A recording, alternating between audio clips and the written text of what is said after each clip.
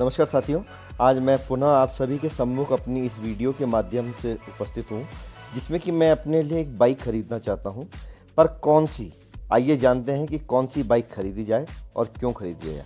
तो मैं आपको अपनी आवश्यकता बताता हूँ कि मुझे कौन सी बाइक लेनी चाहिए। वैसे तो साथियों मेरे पास 1980 का मॉडल इनफील्ड 350 है और एक CBZ एक्सट्रीम भी है, जिसमें से मैं इनफील्ड को कम ही चलाता हूँ। मुश्किल से 15 या 20 किलोमीटर ही चला पाता हूँ, क्योंकि उसमें एक समस्या यह है कि उसका ब्रेक जो है लेफ़्ट साइड है और साउंड भी काफ़ी ज़्यादा है। क्योंकि यह एक 1980 का मॉडल है, जिससे लगभग मेरे पास 43 वर्ष हो चुके हैं। तो फ़िलहाल मैं CBZ एक्सट्रीम को ही ज़्यादा चला पाता हूँ। तो मुझे एक ऐसी बाइक चाहिए जो मेरी ज़रूरत को पूरा कर सके, मतलब बगैर दिमाग पर जोर डाले 200 से 500 किलोमीटर की राइड जिसमें मैं कर सकूं। अब उसमें बहुत सारी रेंज है और बहुत सारे ब्रांड भी हैं, क्योंकि 25 से 30 लाख की भी बाइक आती है और 1.5 लाख के लगभग भी गाड़ी आई जाती है। जैसे हीरो एक्सपल्स 1.5 लाख से स्टार्ट होती है, लेकिन मुझे एक ऐसी बाइक चाहिए जो कि एडवेंचर व टूरिंग हो। मतलब ऐसी बाइक जो रोड पर भी चले और ऑफ रोड पर भी, जहाँ थोड़ा उबड़ खाबड़ भी हो तो भी चलेगा। लेकिन एडवेंचर बाइक के साथ एक दिक्कत यह होती है कि उसकी ऊंचाई थोड़ा ज़्यादा होती है, क्योंकि इनकी सीट की हाइट 800 से लेकर 855 तक की होती है और इनकी रेंज लगभग 1.5 लाख से, जैसे एक्सपल्स की तो BMW की जो GS 1250 है वो 24 लाख के लगभग आती है। तो देख लीजिए रेंज मतलब कितनी बड़ी है, 1.5 लाख से 24 लाख के बीच की। सीट हाइट 800 mm से लेकर 850 mm तक आप मान सकते हैं। अब मेरी जो हाइट है 5.5 से ज़्यादा है, तो इसमें होता यह है कि जब आप इतनी ऊंची बाइक पर बैठते हैं तो आपके पैर ज़मीन पर नहीं पहुंच पाते हैं, तो एक समझौता करना पड़ता है। तो यह लिमिटेशन को देखते हुए बाइक खरीदनी पड़ती है, क्योंकि हैंडलिंग भी करनी होती है, क्योंकि स्पीड को भी देखना होता है। और मुझे एक ऐसी गाड़ी चाहिए जो मैं तेज़ तो ना चलाऊं, लेकिन यदि मुझे 100 या 120 से ऊपर कभी चलना हो तो वाइब्रेशन ना हो।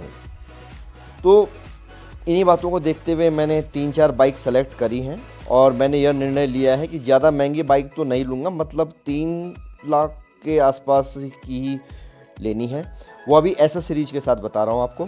तो मेरे पास 4-5 ऑप्शन हैं।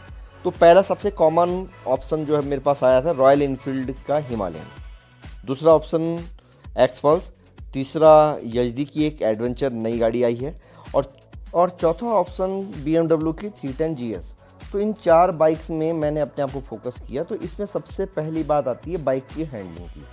तो एक्सपल्स जो है वह ऊंची है और यजदी भी लगभग 815 mm की है। 310 GS BMW की 830 mm हाइट है और जो हिमालयन है उसकी 800 mm है। तो मेरे हिसाब से मैं अपने आप को कंफर्ट समझता हूँ कि हिमालयन व यजदी में। लेकिन फिर मैंने अपने आप को दोबारा से फोकस किया, तो जो BMW की GS 310 है उसमें एक सॉल्ट सीट का ऑप्शन भी आ रहा है, जिसमें कि उसकी सीट घटकर 820 रह जाती है। तो साथियों इन सब में से मेरे पास अब 3 ऑप्शन रह जाते हैं, क्योंकि मैंने एक्सपल्स को अपने हिसाब से बाहर कर दिया, क्योंकि वह हार्डकोर है, मतलब वह ऑफ रोडर हो सकती है, क्योंकि रोड के लिए न तो पावर है न स्टेमिना। तो वह मुझे समझ में नहीं आई और मुझे वह हाइट में थोड़ा ज़्यादा भी लगी। लेकिन हाइट ही नहीं बल्कि पावर पर भी मेरा थोड़ा ध्यान गया, तो बच गई 3। अब इन तीनों के बारे में बात करते हैं कि मुझे कौन सी बाइक लेनी चाहिए। तो साथियों पहली पसंद थी वह थी हिमालयन। तो यदि मैं बताना चाहूँ तो हिमालयन, यजदी एडवेंचर और BMW की 310 GS। तो हिमालयन की बाइक से यदि हटकर बात करते हैं, तो अगर सर्विस नेटवर्क की बात करें तो इन सभी बाइक्स में सबसे अच्छा सर्विस नेटवर्क वह है हिमालयन का। हालांकि एक्सपल्स का भी है, लेकिन वह मेरी पसंद का पार्ट नहीं है, तो उस मामले में बात करना ठीक नहीं है। हिमालयन का सबसे अच्छा सर्विस नेटवर्क है। तो दोनों बाइकों की तुलना की यदि बात की जाए तो दोनों बाइक नई मार्केट में आई भी हैं, तो क्या बता सकते हैं। अब बात आती है क्रूजिंग स्पीड की। तो हिमालयन का टार्क है वह कम है, तो सारा टार्क तो लो रखते ही ख़त्म हो जाता है। तो हाईवे में यह दिक्कत होती है और वह हाईवे पर लगभग 80 या 90 तो जाएगी, पर इससे ऊपर यदि ले जाते हैं तो वह वाइब्रेट कर सकती है, जैसे रॉयल इनफील्ड की बाइक्स के साथ अक्सर होता ही है। तो क्या समझें कि हिमालयन एक ख़राब बाइक है? नहीं, ऐसा नहीं है दोस्तों। अगर आपको ऑफ रोड करनी है तो यही जो उसकी कमी है, उसकी क्रूज़र स्पीड पर जो लगाम लगाती है, जो उसे ऑफ रोड को और बेहतरीन बनाती है, और यह दोनों से बेहतर भी है। लेकिन मेरी पसंद यह है कि मुझे टार्क ज़्यादा चाहिए, मतलब मुझे रोड पर इंटरेस्ट है, ऑफ रोड पर नहीं।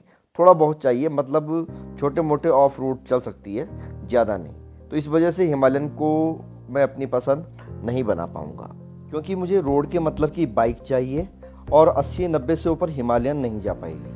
मैंने चलाई है, हालांकि लोग तो कहते हैं कि चलती है, लेकिन इंजन को उसमें मुझे लगता है बहुत ज़्यादा मेहनत करवानी पड़ेगी।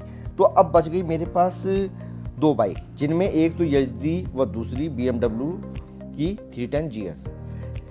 एचडी एडवेंचर की तो मैंने टेस्ट राइड नहीं की, लेकिन मैंने रिव्यू में देखा है वह 140-150 टॉप स्पीड पर रहती है। और BMW की बाइक तो वह भी थोड़ा ज़्यादा ही आगे चलती है, मतलब 160 से 170 तक वह भागती है। अब मैं क्या इतनी स्पीड पर गाड़ी चला पाऊँगा? क्योंकि मुझे आरामदायक स्थिति में चलना है, तो मैं ये समझता हूँ कि 100 से तो मैं हालांकि ऊपर चलाना पसंद करूँगा, पर मुझे लगता है कि एचडी आराम से 100 या उससे ऊपर क्रूज कर सकती है। और BMW की पावर ज़्यादा है तो टार्क भी ज़्यादा है, तो इस मामले में BMW थोड़ा आगे निकल जाती है। लेकिन यह जो प्लस पॉइंट है वो मेरे किसी काम का नहीं है, क्योंकि इतनी तेज़ तो मुझे बाइक चलानी है नहीं। फिर आती है बनावट की बात, तो BMW की क्वालिटी बहुत अच्छी है। पैनल में गैप्स आपको बिल्कुल नहीं मिलेंगे। आपको स्वयं ही महसूस हो जाएगा कि आप बहुत महंगी बाइक चला रहे हैं। लेकिन एक समस्या यह है कि उसकी हाइट जो है 820 है, और कम भी करते हैं तो 820 रह जाती है। और जो एचडी एडवेंचर है उसकी 815 है। तो जब बैठकर चेक किया तो मेरे पैर ठीक से एचडी एडवेंचर में पहुंच रहे थे, ज़्यादा तो नहीं, पर फिर भी BMW के अपेक्षा ठीक थे। अब इसमें बात यह होती है कि यदि हमारे पैर ठीक से ज़मीन पे टिकेंगे नहीं तो गाड़ी भारी है, तो यदि गाड़ी गिर गई तो BMW की बाइक जो है हमारी 310 GS, उसमें फाइबर ज़्यादा है, और यदि कोई डैमेज हुआ तो पैसे भी साथियों ठीक ठाक खर्च होते हैं। और इसके अलावा यदि एचडी की मैं बात करूं तो वह मेटल पार्ट की वजह से थोड़ा कम नुकसान करेगी, यह थोड़ा फ़ायदा मुझे ज़्यादा लगा। और जब उससे मुझे 100 से ऊपर चलाना ही नहीं है, तो उस हिसाब से इतने पैसे में मुझे लगता है यह एक अच्छा ऑप्शन मेरे लिए हो सकता है। और 3 लाख व 2.5 लाख में 50,000 मेरे बच रहे, तो मैं सोचता हूँ कि उसमें मैं एसेसरीज व राइडिंग गियर भी खरीद सकता हूँ। ब्रांडिंग की यदि बात करते हैं तो BMW की बाइक पर लोग पार्किंग में फ़ोटो खिंचवाते हैं, मुड़ मुड़ कर देखेंगे, पूछेंगे भाई कौन सी बाइक है। मतलब एक तरह से आपको बोल सकता हूँ कि आई बॉलिंग उसको मिलती है।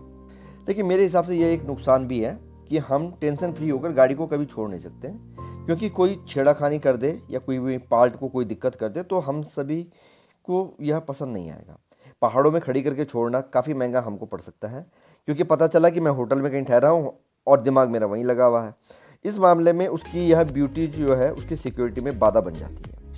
एचडी इतनी आकर्षक तो नहीं लगेगी, लेकिन मैं इतना ज़रूर बताऊंगा कि एचडी एडवेंचर की तरफ मैं जाना ज़्यादा पसंद कर रहा हूं, क्योंकि उसमें मेंटेनेंस की भी यदि मैं बात करूं तो वो 2,500 से 3,000 में उसकी मेंटेनेंस हो जाएगी। BMW की यदि बात करते हैं तो वो 9 से 10,000 में उसका मतलब एक एवरेज लेके चलना पड़ेगा। तो और पार्ट्स की भी यदि बात करते हैं तो पार्ट्स भी उसके महंगे हैं। तो मैंने साथियों यही निर्णय लिया कि मैं इस समय जावा एचडी की जो एडवेंचर है मैं उसकी तरफ जाना पसंद करूंगा।